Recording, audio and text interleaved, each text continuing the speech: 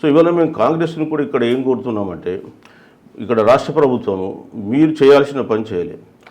ఇప్పుడు ఆప్షన్ ఏముంది మరి? ఇప్పుడు మేము వాళ్ళు ఏమంటున్నారంటే మేము ఢిల్లీకి పోయినాం, పెద్ద అదే విషయం, ఎమ్మెల్యేలకు పోయినాం, కార్పొరేషన్ చైర్మన్లకు పోయినాం, ఒత్తిడి తీసుకొచ్చే ప్రయత్నం చేసినాం అంటారు వాళ్ళు.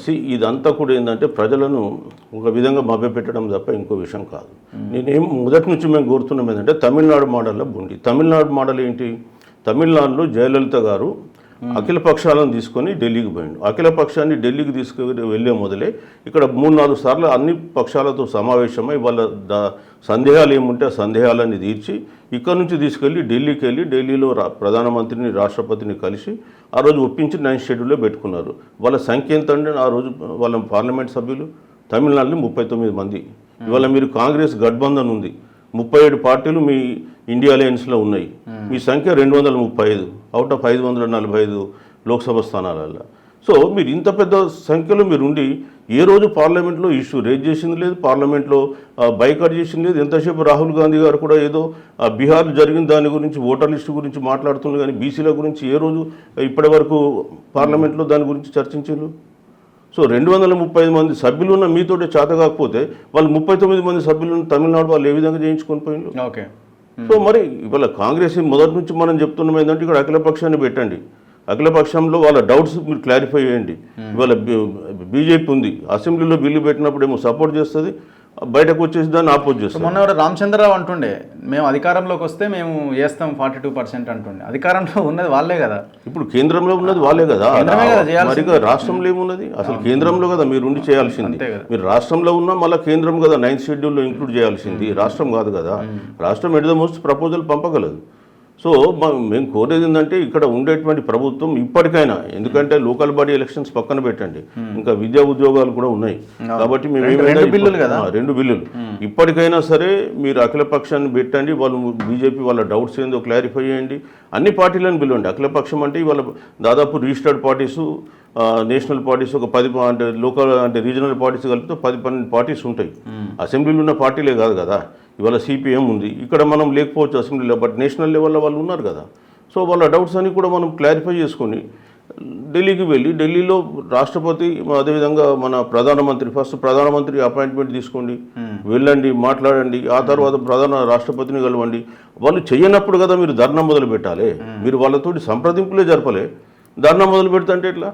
ఎవరిని మభ్యపెట్టడానికి అది? సో మొదలు మీరు ప్రధానమంత్రిని కలిసి అఖిలపక్షాన్ని తీసుకెళ్ళి రాష్ట్రపతిని కలిసి వాళ్ళు చేస్తలేరు అన్నప్పుడు కదా మీరు వచ్చి ధర్నా పెట్టేసి అవును వాళ్ళు మేము ఇన్నిసార్లు కలిసినాం, ఇన్నిసార్లు రిప్రజెంటేషన్ ఇచ్చినాం, అఖిలపక్షం పోయినాం, వింటలేరు, మేము ధర్నా చేస్తామంటే దానికి ఒక అర్థం ఉంటుంది. సో ఏమిట్లకేం లేదు మేము. సరే ఇప్పుడు ఇక్కడ వరకు ఆగింది. రేవంత్ రెడ్డి ఓపెన్గా చెప్తున్నాడు పార్టీ పరంగా సీట్లు ఇస్తే తప్ప ఇంకా ఆప్షన్ ఏం కనిపిస్తలేదని. వాట్ నెక్స్ట్ ఏంది? ఎలక్షన్లు ఆపేయాలంటారా? మీలాంటి వాళ్ళు ఏం చెప్తారు? ఇప్పుడు కోర్టు ఏమో 30th లోగా డిసైడ్ చేయండి చేయాల్సిందని కోర్టు అంటున్నది. ఆప్షన్ ఏముంది మీ ముందు? ఇప్పుడు మేము అనేది మొదటి నుంచి కూడా 42% ఇచ్చినాకనే ఎన్నికలకు పోమని చెప్తూ ఉన్నాం. ఇవాళ కోర్టు డైరెక్షన్ కంపల్సరీగా ఇంప్లిమెంట్ చేయాలన్నప్పుడు మీరు ఏ పద్ధతిలో పోతారో మీరు మొదలు అనౌన్స్ చేయండి, తర్వాత మా రియాక్షన్ ఏంటో మేము చెప్తాం. సో మొదలు మీ ఇఫ్స్ అండ్ బట్స్ మనం ఊహాగానాల మీద చెప్పలేము. మీరు 42% పార్టీ పరంగా ఇస్తాము, మిగతా పొలిటికల్ పార్టీస్ని కూడా ఏకదాటిపై తెస్తామంటే సో అప్పుడు మా స్టాండ్ కూడా మేము చెప్పాల్సి వస్తుంది. ఎందుకంటే ఇన్ని రోజుల నుంచి పోరాడుతున్నాం. ఇప్పుడు మళ్ళీ మొదటికి వస్తే 42% కాకుండా 23%కి వస్తే ఎట్లుంటుంది అంటే అఫీషియల్గా అయితే మళ్ళీ అదే 23. అదే ఇప్పుడు ఏమవుతుందంటే ఆపరేషన్ సక్సెస్ పేషెంట్ డైడ్ అన్నట్టు ఉంటుంది పరిస్థితి. ఇంకేముంటుంది చెప్పు? కులగన్న చేస్తారు, రిజర్వేషన్ బిల్లులు పెడితే, ఢిల్లీకి పోతే, వస్తే, మళ్ళీ తీసుకొచ్చి మళ్ళీ 23% రిజర్వేషన్ మేము పార్టీ పరంగా ఇస్తామంటే మీరు ఆ రోజు కూడా అన్నారు. 2024 జూలైలో కూడా మీరు జూన్లో కూడా ఇదే మాట చెప్పిండ్రు పార్టీ పరంగా ఇస్తారు. అప్పుడు సంఘాలన్నీ ఒప్పుకోకపోవడంతో కదా మీరు అంతా మళ్ళీ కులగన్న చేసి ఇదంతా చేసిండ్రు. మరి కులగన్న వల్ల ఒరిగిన లాభం ఏంటి మరి దీనివల్ల? సో అందుకనే మీరు చిత్తశుద్ధితో లేరు కాబట్టి అన్ని పార్టీలు, నేను ఒక ఈ పార్టీ ఆ పార్టీ ఇవాళ కాంగ్రెస్ కూడా ఏంటంటే ఏదో మేము చేయాలని ప్రామిస్ చేసిన కామారెడ్డి డిక్లరేషన్. సరే ఇప్పుడు మీరు అంటున్నట్టు వాళ్ళు 3-4 నెలల నుంచి ఇదే రకమైన ఒత్తిడి తీసుకొచ్చి ఉంటే, అంటే రాష్ట్రపతి టేబుల్ మీదకి బిల్లు వెళ్ళిన వెంటనే వీళ్ళు ప్రెజర్ బిల్డ్ చేసి ఉంటే వాళ్ళు అసలు బీజేపీ వాళ్ళు అసలు ఆ లైనే తీసుకుంటలేరు కదా. ఇవ్వాలి 9th షెడ్యూల్లో పెట్టాలి అన్నది ఎన్రోల్ చేసినా ఏం ఉపయోగం అన్నదే అనిపిస్తుంది. ఇప్పుడు చేయాల్సిన పని మనం చేసినాక జరగలేదంటే వేరే ఇష్యూ. మనం చేయకుండా మొదలే మనం అది కాదు అని చెప్పేసి మనం కూర్చుంటే ఎట్లా? సో మీరు అఖిల పక్షాన్ని తీసుకెళ్ళి ఉంటే దాని మీనింగ్ వేరే ఉంటుండే కదా. ఇక్కడే ఎవడో దొంగ తేలిపోతుండే, మన దగ్గరనే ఎవడు మనకు కోఆపరేట్ చేస్తలేడు, ఎవడు మనకు శత్రువు అనే విషయం తేలిపోతుండే. కాబట్టి మీరు ఇంకా ఎక్కువ ప్రెషర్ పెట్టే వీలుంటుండే. ఇప్పుడు ఇండి గఠబంధన్కు 235 సీట్లు ఉన్నాయండి పార్లమెంట్లో. మరి 230 సీట్లు పెట్టుకొని కాంగ్రెస్ ఇవాళ 42% తీసుకురాలేదంటే అది ఎవరు ఫెయిల్యూర్ అయింది? సో ప్రజలు కాంగ్రెస్ను సంపూర్ణంగా విశ్వసించిండ్రు. వీళ్ళు నిజంగానే పాపం కులగానే చెప్పిండ్రు, చేసిండ్రు, అన్నదన్న చెప్పినట్టుగా రిజర్వేషన్ కూడా తీసుకొచ్చిండ్రు. కాబట్టి దీనికి కూడా చిత్తచిత్తతో పోరాడిండ్రు, వాళ్ళ తప్పేం లేదు అనేటువంటి ఒక భావన ప్రజల్లో వస్తుండే. కానీ వాళ్ళ ఆ భావనను మీరు రానియకుండా మీరే అడ్డుకున్నారు. సో ఎవరైతే బీజేపీ ఉంది, బీజేపీకి తెలిసి మొదటి నుంచి కూడా వాళ్ళు రిజర్వేషన్లకు వ్యతిరేకం, ఇవాళ కొత్తగా ఏం కాదు. సో వాళ్ళు అనుకున్న వాళ్ళకి వాళ్ళు రిజర్వేషన్ ఇస్తారు. ఈడబ్ల్యూఎస్ రిజర్వేషన్ అనుకున్నారు, వారం రోజుల్లో కంప్లీట్ చేసిండ్రు దేశవ్యాప్తంగా.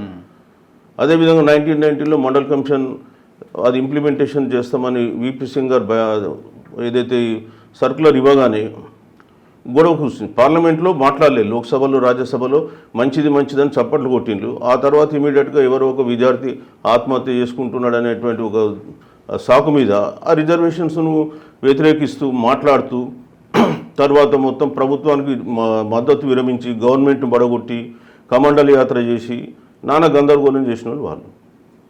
కాబట్టి వాళ్ళ యాటిట్యూడ్ మొదటి నుంచి తెలుసు. వాళ్ళ ఈడబ్ల్యూఎస్ ఎట్లా ఇస్తారంటే సుప్రీంకోర్టు ఆల్రెడీ ఒకసారి కొట్టేసింది. 9 మంది జడ్జిలలో 8 మంది 92లో ఇందిరా సాహ్ని కేసులో పివి నరసింహరావు ఇచ్చిన ఆర్డర్ని కొట్టేసిండ్రు. కొట్టేంక కూడా మళ్ళీ రాజ్యాంగ సవరణ చేసి 103వ రాజ్యాంగ సవరణ అని 10% తీసుకొచ్చేసి మళ్ళీ సుప్రీంకోర్టులో మళ్ళీ అంటే ఒక స్టేట్లో చేస్తే మిగతా స్టేట్లో కూడా ఇదే రకమైన డిమాండ్ వస్తుంది, ఓవరాల్గా నేషనల్ వైడ్గా ఇబ్బంది అవుతుందని వాళ్ళు అనుకున్నారేమో. ఇప్పుడు తెలంగాణ ఈజ్ స్పెసిఫిక్ స్టేట్ అండి, ఇది ఒక స్పెషల్ స్టేట్. ఎందుకంటే మొదటి నుంచి కూడా ఇది ఫ్యూడలిస్టిక్ రాజ్యంలో నలిగిపోయినటువంటి ప్రదేశం. తెలంగాణ సాయుధ పోరాటం ఎందుకు వచ్చిందండి? రైతాంగ సాయుధ పోరాటం మిగతా రాష్ట్రాలలో ఉన్నాయి. సో ఇక్కడ రైతాంగ సాయుధ పోరాటం ఎందుకు వచ్చిందంటే బడుగు బలహీన వర్గాల వాళ్ళు ఎక్కువ శాతం ఈ రాష్ట్రంలో ఉన్నారు. ఇక్కడ ప్రత్యేకమైన పరిస్థితులు ఎగ్జిస్ట్ అయింది. సో కొన్ని వందల సంవత్సరాలుగా ఇక్కడ ఉన్నటువంటి ప్రజలు అనగదొక్కబడ్డారు. కాబట్టి ఇక్కడ ఈ రిజర్వేషన్ అవసరం. ఇవాళ తమిళనాడులో ఉంది, మరి 9th షెడ్యూల్లో తమిళనాడు కూడా సేమ్ భారత రాజ్యాంగమే వర్తిస్తుంది కదా. 94 నుంచి తమిళనాడు ఎంజాయ్ చేస్తుంది ఈ రోజు కూడా. మరి తమిళనాడుకు ఇస్తున్నాం కాబట్టి వేరే రాష్ట్రాలు అడుగుతాయని చెప్పి ఆపిందా? వాళ్ళు అట్లనే అన్నారు, తెలంగాణ ఇస్తే ఇంకా వేరే రాష్ట్రాలు కూడా మాకు చిన్న రాష్ట్రాలు కావాలని డిమాండ్ అడుగుతుందని అన్నారు. ఇప్పుడేమన్నా వచ్చిందా డిమాండ్? సో ఒక్కొక్క రాష్ట్రానికి స్పెసిఫిక్ ప్రాబ్లమ్స్ ఉంటాయి. ఇప్పుడు మల్లన్న లాంటి వాళ్ళు అంటున్నారు ఈ 42% అన్నది ఎట్లా 40% ఎబో దాటింది కొన్ని ప్రాంతాల్లో పోటీ చేసిన వాళ్ళ సంఖ్య. సర్పంచ్లుగా, ఎంపీటీసీలుగా, జనరల్ స్థానాల్లో కూడా బీసీలు పోటీ చేసి ఉన్నారు. ఇది విద్యా ఉద్యోగాల్లో మనకి ఇది ప్రధానంగా అడగాలి. వాళ్ళు ఏదైతే 15% జనాభా ఉన్నారని అంటున్నారో 15% మీరు తీసుకొని మిగతా మొత్తం మాకు ఇచ్చేయండి. 42% అన్నది కూడా కరెక్ట్ కాదన్నది అట్లాంటి వాళ్ళ అభిప్రాయం. 42% కరెక్ట్ అని మనం ఇవ్వాలని చెప్తలే. యాక్చువల్ జనాభా 56% అన్నప్పుడు 56%కు ఇవ్వాల్సి ఉంటుంది. కాకపోతే ఏంటంటే వాళ్ళు కామారెడ్డి డిక్లరేషన్లో 42% అన్నారు కాబట్టి దానికి స్టిక్ ఆన్ అయినా ఇంకోటి. రెండోది ఏంటంటే ఇప్పుడు ఈ విద్యా మన లోకల్ బాడీస్లో మనకి ఎట్లుందంటే ఒక దగ్గర 45% రావచ్చు, ఇంకో దగ్గర 18 కూడా వచ్చింది కదా. 20 ఉంది, 22, 18 కూడా ఉంది కదా. మరి అట్లాంటప్పుడు మీరు అంత వేరియేషన్ ఉంటుంది, ఎందుకంటే అక్కడ ఉండేటువంటి జనాభా ఆధారంగా వస్తుంది. సో ఇప్పుడు వాస్తవానికి ఏంటంటే జిహెచ్ఎంసీలో ఎస్సీస్ 8% లోపలనే ఉన్నారు, 7.8 or 7.9 ఉన్నారు. ఎస్టీలు 1% ఉన్నారు. ఈ రెండు కలిపితే 9% దాటలేదు. 41% బీసీలకు ఇవ్వచ్చు. కానీ పెద్ద మనిషి బీఆర్ఎస్ గవర్నమెంట్లో బీసీలకు 33% ఇచ్చి రావాల్సిన 8% కూడా కుదించి 59% ఓసీలకు ఇచ్చిండు. సో ఇవన్నీ కూడా 42%, 43%, ఇక్కడ 18% ఉంది. ఈవెన్ మీరు ట్రైబల్ ఏజెన్సీ ఏరియాకు పోతే మొత్తం కూడా ఎస్టీలకు ఉంది, 0 కూడా ఉంది బీసీలకు. మరి ట్రైబల్ ఏరియాలో 100% వాళ్ళకి ఇవ్వాలి కదా ఏజెన్సీ ఏరియాలో. సో 100% ఎస్టీలకు ఇచ్చారు. సో అట్లా దానికి వేరియేషన్ ఓవరాల్గా చూస్తే ఇప్పుడు జెడ్పీ చైర్మన్లు కూడా జెడ్పీటీసీలు కలిసి ఎన్నుకుంటారు. అక్కడ మళ్ళీ అవకాశం లేదు. 32 జిల్లాలు ఉంటే 7 ఉన్నారు బీసీలు. మరి అంతే కదా, అదే హార్డ్లీ 22%కి వస్తుంది. అంటే జెడ్పీటీసీలు మెజారిటీ కొంతమంది ఉన్నా చైర్మన్లు వచ్చేసరికి లేరు మళ్ళీ.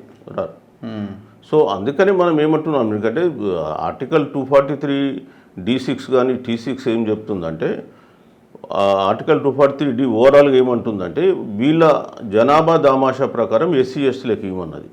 ఏది మొత్తం లోకల్ బాడీ వైజ్. కాబట్టి వాళ్ళకి లోకల్ బాడీ వైజ్గా జనాభా దామాషా ప్రకారం వాళ్ళకి ఓవరాల్గా వాళ్ళ జనాభా రాష్ట్రంలో ఉందనుకుందాం. సపోజ్ ఎస్సీస్ వచ్చేసి వాళ్ళ 18% ఉన్నారు. సో 18% ఓవరాల్గా వాళ్ళ జనాభా దాని ప్రకారం వాళ్ళకి రావాలి. సో దాని ప్రకారం అది పర్సంటేజ్ అడ్జస్ట్మెంట్ అవుతూ ఉంటుంది. ఎస్టీలు కూడా 10% ఉన్నారు, వాళ్ళకి అడ్జస్ట్ అయింది.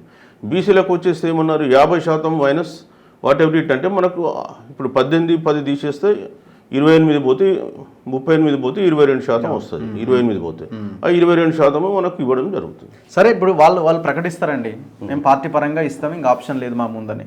మీ కార్యాచరణ ఎట్లుంటుంది? మీరు ఏం పిలుపునిస్తారు మీరు? సో ఒకవేళ అదే జరిగితే 100% మేము ఈ ఇష్యూస్ మీద ప్రజలకు తీసుకెళ్ళడానికి జిల్లాల వారీగా సమావేశాలు నిర్వహిస్తాం.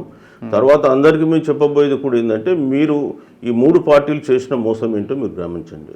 ఈవెన్ కూడా మీరు ఇప్పుడు మనం బీఆర్ఎస్ గురించి కొన్ని మాట్లాడాలంటే మనం ఇంతవరకు డిస్కషన్లో ఇప్పుడు బీఆర్ఎస్ కూడా వాళ్ళ స్టాండ్ మొదటి నుంచి కూడా క్లారిటీ లేదు. వాళ్ళు గోడ మీద నిలబడి చూస్తున్నారు ఎటువైపు దుంకుదామా అనేది అవకాశాన్ని బట్టి. సో ఇప్పటి వరకు వాళ్ళ స్టాండ్ క్లియర్గా లేదు. ఈ మధ్య కాలంలో ఏదో నిన్నేదో మీటింగ్ పెట్టుకుంటామన్నారు, అదే ఆగస్టు 8 అన్నారు, మరి అది 14 పోస్ట్పోన్ చేసినామన్నారు. మరి ఆ 14 కూడా అవుతుందా లేదా అది వేరే ఇష్యూ. సో వాళ్ళ స్టాండ్ క్లారిటీ లేదు. వాళ్ళ అవకాశం ఉన్నప్పుడు వాళ్ళ పీరియడ్లోనే 34 నుంచి 23కి వచ్చింది. కనీసం పార్టీ పరంగా కూడా వాళ్ళు ఇవ్వలే.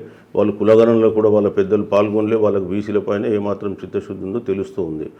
సో మేమేమంటున్నామంటే బాబు పార్టీలన్నీ మోసం చేస్తున్నాయి. రాబోయే కాలంలో మీరు ఎవరికి ఓటేయాలనో మీరే నిర్ధారించుకోండి. ఖచ్చితంగా రేపు మనకు మేలు చేసే బీసీ పార్టీలు వస్తే బీసీ పార్టీల వైపే మీరు వెళ్ళండి అని మేము చెప్పక తప్పదు. Okay, anyway thank you sir, thank you very much. So ఇది 3 పార్టీలు బీసీలను మోసం చేస్తున్నాయి, మోసం చేసినాయి. ఇదే తీరుగా ముందుకెళ్తే మాత్రం రాబోయే ఎన్నికల్లో ఏ పార్టీని ఏ రకంగా ఎండగట్టాలి అని మేము కార్యాచరణ రూపొందించబోతున్నామని చెప్తున్నారు. చూద్దాం. ఏదేమైనా పెద్ద ఎత్తున బీసీలు, ఈ అణగారిన బలహీన వర్గాలు ఈ పోటీలో ఉండాల్సిన అవసరం అయితే ఉన్నది. ఎందుకంటే నెక్స్ట్ 5 years లోకల్ బాడీస్లో మనం అధికారంలో ఉంటేనే ఎమ్మెల్యేలుగా, ఎంపీలుగా ఇంకా మంచి లీడర్లు తయారు కావడానికి, టికెట్లు రావడానికి అవకాశం ఏర్పడుతుంది. చూస్తూనే ఉండండి మన తొలి వెలుగు.